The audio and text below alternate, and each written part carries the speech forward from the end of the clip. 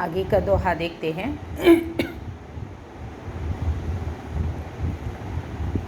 ऊंचे बैठे ना लहे गुण बिन बड़प्पन कोई, बैठो देवल शिखर पर वायस गरुड़ न होई। यहाँ वृंद जी बताना चाहते हैं ऊंचे बैठे न लाहे। ऊंचे बैठने से, ऊंचे स्थान पर बैठने से आपने बड़प्पन नहीं आ सकता है, आप बड़े नहीं हो सकते हो। लहे मतलब प्राप्त करना। आपने ऊंचा स्थान प्राप्त करना है तो आपके पास गुणों का होना निश्चित है।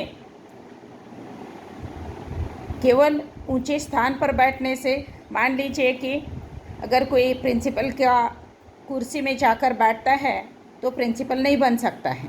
उसके लिए उन गुणों का होना बहुत ज़रूरी होता है, उसके लिए जो आवश्यक है।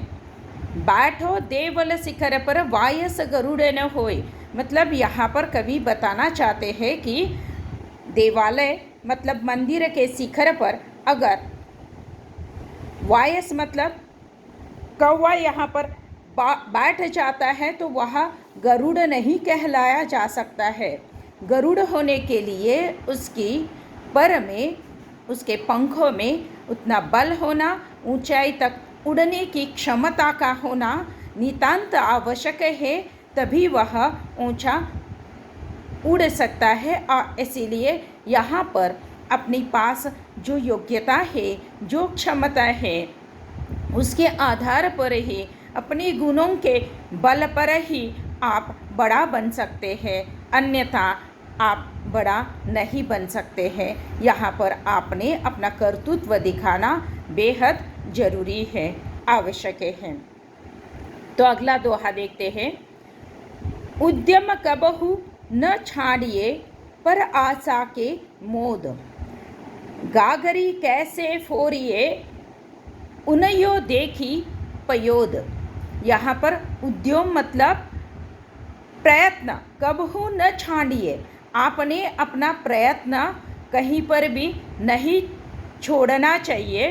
पर आशा के मोद, कोई मेरी मदद कर सकता है, चलो मुझे कोई करने की ज़रूरत नहीं है, मेरा बहुत अच्छा दोस्त है तो उससे ही मेरा काम हो जाता है, हर काम के लिए वह मेरी मदद करता है। इस तरीके से मोद मतलब खुश होना, हर्ष होना, आनंदित होना, ऐसे हम खुश हो जाते हैं। लेकिन यह कुछ समय के लिए है, मुझे जो मेरी योग्यता है उसके अनुसार उस योग्यता से प्रयत्नशील रहना मेरे लिए ज़रूरी है। गगरी जैसे फोरिए मतलब पयोद मतलब जैसे कि बादल छाए हुए, बहुत सारी बरसात हो रही है, अब बरसात हो रही है तो गगरी हमने फेंक दी, फोड़ डाली, मुझे पानी की क्या ज़रूरत है, इतनी तो बरसात हो रही है, ऐसा हम कभी नहीं करते हैं। तो हमारे लिए पानी चाहिए, हर वक्त चाहिए, तो हम उसका जैसे कि उस गगरी में पानी को रखना, जब जब हमें चाहिए तब तब हम उसका इस्तेमाल कर सकते हैं, उपयोग में ला सकते हैं। बस उस तरीके से उसे अपने पास रखना, मतलब हमें हमेशा प्रयत्नशील रहना है, अपनी योग्यता के अनुसार उसका उपयोग करना है, ना कि किसी के भरोसे हमें नहीं रहना है। अगला दोहा देखते हैं। कछु कही नीच न छेड़िए भलो न वाको संग, पाथर डारे कीच में उछरी बिगारे अंग। कछु कही नीच न छोड़िए भलो न वाको संग, यहाँ पर कवि बता देना चाहते हैं कि हमें कुछ भी ऐसे ही नहीं छोड़ देना चाहिए, अर्थात जो बुरा व्यक्ति है, नीच मतलब बुरा, बुरी संगत, बुरे ख्यालात, बुरे विचार, इस तरीके से कछु कहीं नीच न छेड़िए नीच को, बुरी संगत को ऐसे ही भलो न वाको संग, उसको भला बुरा कहकर उसका संग छोड़ देना चाहिए। उसका संग अपने आप छोड़ देना चाहिए, ना कि किसी के पास उसे उसका बुरा भला कहना चाहिए। जैसे कि आपने किसी अपने दोस्त के बारे में किसी को बोल दिया, अरे वो ऐसे ही है, ये बहुत ख़राब है, उसकी बुराई की आपने, तो वह निश्चित है उसको जाकर बताएगा, फिर दोनों के बीच में झगड़ा हो जाएगा, तूने ऐसा कहा था का, आप जानते हैं। मतलब ये एक साधारण उदाहरण है। देखिए, जैसे कि पत्थर आप कीचड़ में डालोगे तो वह माल जो है आपके ऊपर ही आने वाली है, ये आप तो जानते हैं। तो इसीलिए ऐसा व्यवहार हमें नहीं करना है। मतलब कोई भी व्यक्ति कैसे भी क्यों न हो, उसके सामने भी और पीछे भी उसका भला बुरा न कहते हुए उसमें से मेरे लिए अनुकूल क्या है, मेरे उपयोग में क्या आने वाला है, बस यही समझकर अगर आप आगे बढ़ते हैं, आप आगे चलते हैं और समझदारी से काम करते हैं, तो हम अपने ऊपर उठने वाला जो उड़ने वाला कीचड़ है उसे हम अपने आप को बचा सकते हैं, हम हमारा चरित्र अच्छा बना सकते हैं। तो यहाँ पर कवि हमें जीवन जीने का एक तरीका बताते हैं। हमें समाज में रहकर अच्छे और बुरे के साथ ही रहना है, लेकिन हमें अपने आप को कैसे बचाकर रखना है, यही यहाँ पर कवि हमें बताना चाहते हैं। बस आगे देखते हैं। जो पावै अति उच्च पद, ताको पतन निदान, जो तपी तपी मध्यान लो, अस्त हो तू है भान। जो पावै अति उच्च पद, जो भी व्यक्ति उच्च पद विराजमान होता है, एक दिन निश्चित है कि वह उच्च पद उसको छोड़ना है। मतलब कोई भी कारण हो सकता है, जैसे कि मान लीजिए 58 की उम्र हो गई, 60 की उम्र हो गई, तो उसे निवृत्त होना ही है, उस कुर्सी से नीचे उतर आना ही है।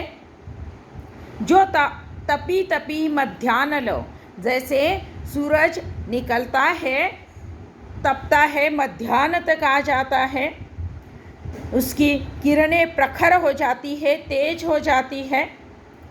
अस्त होतु है भान, भान मतलब वह सूरज का अस्त होना निश्चित है।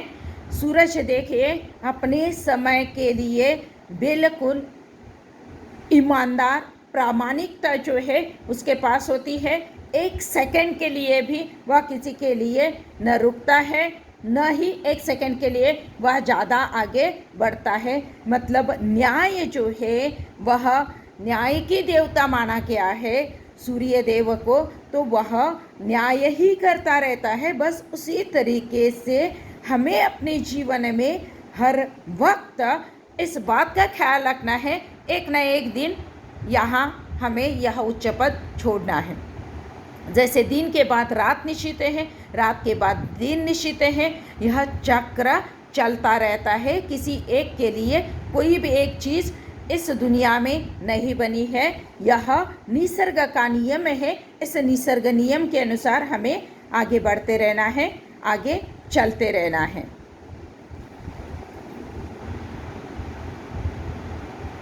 जो ताको गुण जानहि, सो तिहि आदर देत, कोकिल अम्बहि लेत है, काग निबोरी लेत। जो जाको गुण जानहि, जो जिसका गुण है वह हमें जान लेना है।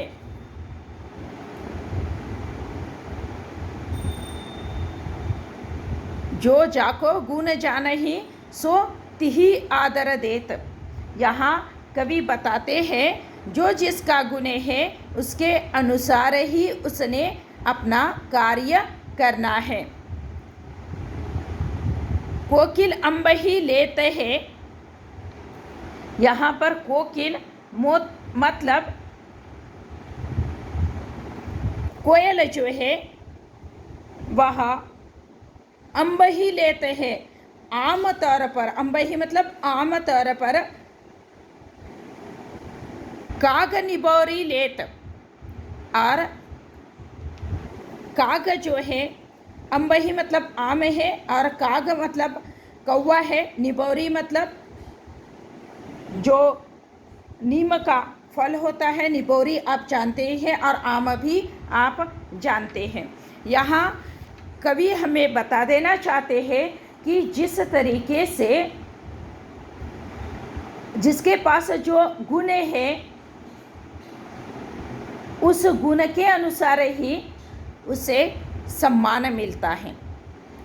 जो जिसका गुण है, अच्छा गुण है तो अच्छा सम्मान मिलेगा। कोई अच्छा बात करने वाला होता है, अच्छा वक्ता होता है, तो उसको अच्छा वक्ता हम कहते हैं। जैसे कि कोई चित्रकार होता है, बहुत अच्छा चित्र निकालता है, तो वह गुण उसके पास है।